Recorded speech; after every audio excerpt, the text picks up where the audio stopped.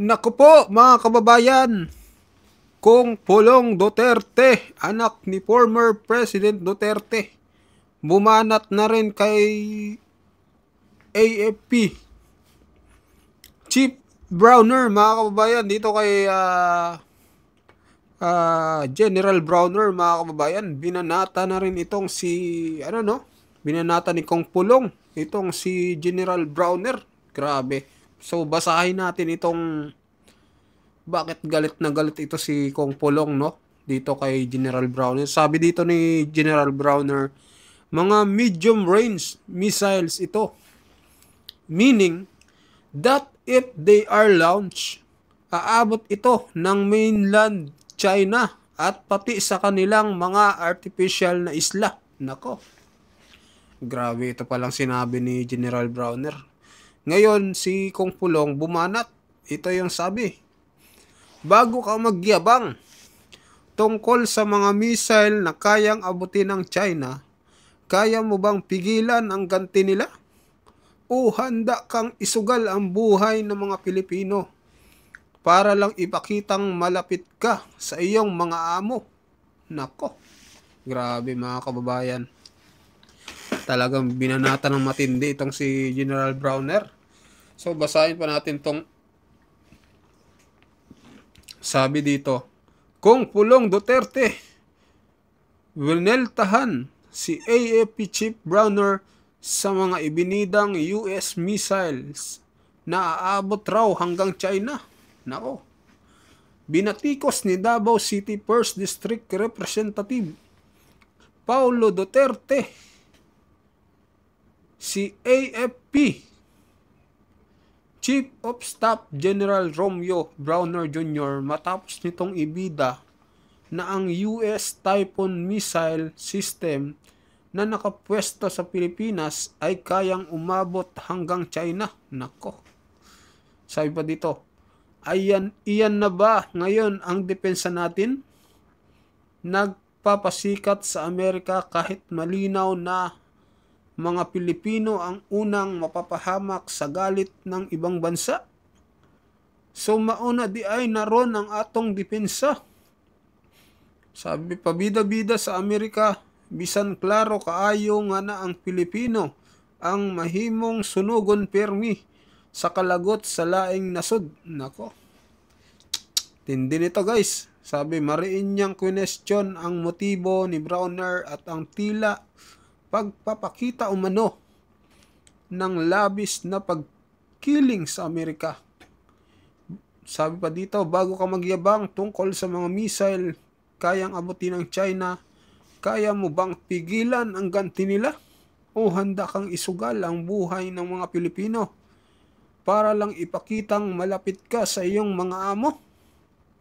Nako, grabe itong banat niya mga kababayan. Ni Kong Pulong talagang walang paligoy-ligoy. Talagang binanatan itong si General Browner. Ano kayo masasabi dito? Ni General Browner sa patutsada ni Kong Pulong Duterte mga kababayan. Sabi pa dito, hindi rin pinalampas ni Pulong ang tila pagkakalimot umano ng militar sa mas malalaking problema ng bansa. Partikular na ang korupsyon. Huwag mo kaming turuan ng pagtatanggol sa bayan kung hindi mo naman kayang ipagtanggol ang mga mamamayan laban sa mga magnanakaw na naka-uniforme at naka-Amerikana. Nako, ang tindi nito.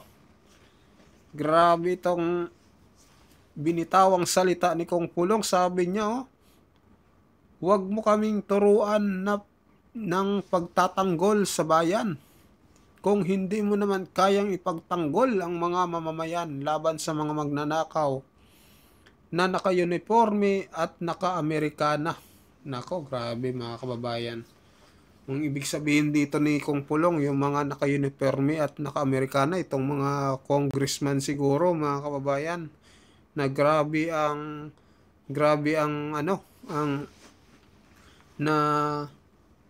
ano nga dito sa corruption, anong tawag dyan, may issue din, kumbaga ano sila kasama dito sa issue ng korupsyon, mga kababayan. Sabi pa dito, binigyan diin din ng kongresista ang pagkakaiba ng hustisya sa Pilipinas at sa ibang bansa. Yung mga general sa China na nahuling ng urakot, firing squad ang katapusan. Dito sa Pilipinas, promotion at press briefing pa ang gantimpala. Naku, grabe ang tindi, no? Kadtong mga general ay binisaya niya na ito, ay Bisaya na ito, mga kababayan, tinagalog na. So, sa iba dito, giniit na kapayapaan, seguridad at soberenya ang isinisigaw ng taong bayan. Ang gusto namin ay kapayapaan, seguridad at tunay na soberanya, hindi mga missile na may bakas ng ibang bansa. So, yun, mga kababayan, yung sinabi ni Pulong.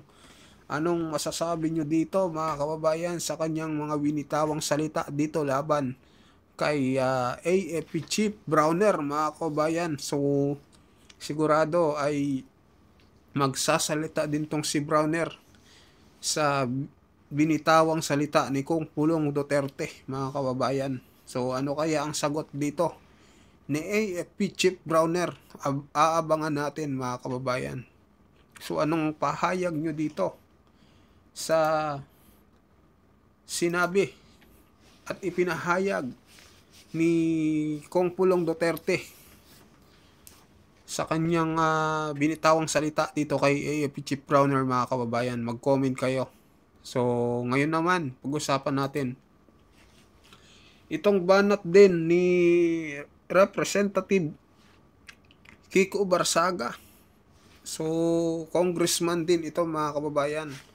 Ang batang congressman, sabi dito ni General Browner, nananawagan ako sa ating mga hanay, sa ating mga kababayan na wag pong idamay ang armed forces.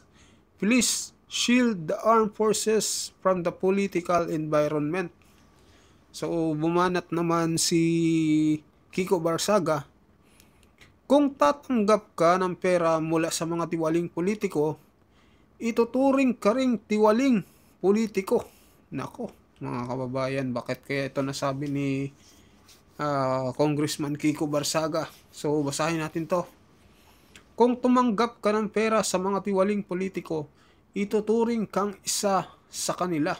So, yun palang ibig sabihin ni Congressman, no? Dito sa sinabi niya. Kumbaga, isa ka na rin sa kanila kung tumanggap ka daw ng pera sa mga tiwaling politiko. Tapos sabi pa dito, yan ang matalim na reaksyon ni Cavite 4th District Representative Kiko Barsaga matapos ang panawagan ni AFP Chief of Staff General Romeo Browner Jr. na huwag idamay ang sandatahang lakas ng Pilipinas sa mga isyu politikal. Sabi pa dito, nananawagan ako sa ating mga kababayan na huwag pong idamay ang armed forces. Please shield the armed forces from the political environment. Sa inilabas na reaksyon ni Representative Kiko Barsaga, tinutulog sa niya ang pahayag ni Browner at nagbigay ng paalala tungkol sa integridad ng mga nasaserbisyo. If you take money from corrupt politician, then you will be treated like corrupt politician. Kung tatanggap ka ng pera mula sa mga tiwaling politiko, ituturing ka ring tiwaling politiko. Ayan, binigyang diin ng kanyang pahayag ang pananagutan ng bawat opisyal sa Estado, sibilyan man o militar, na nananindigan sa tama lalo sa gitna ng mga aligasyon ng malawakang korupsyon na patuloy na binabantayan ng publiko. As of posting, wala pang komento o reaksyon mula kay AFP Chief Romeo Browner Jr. hinggil sa pahayag ni Representative Kiko Barsaga. So, hinihintay pa din ni Kiko Barsaga itong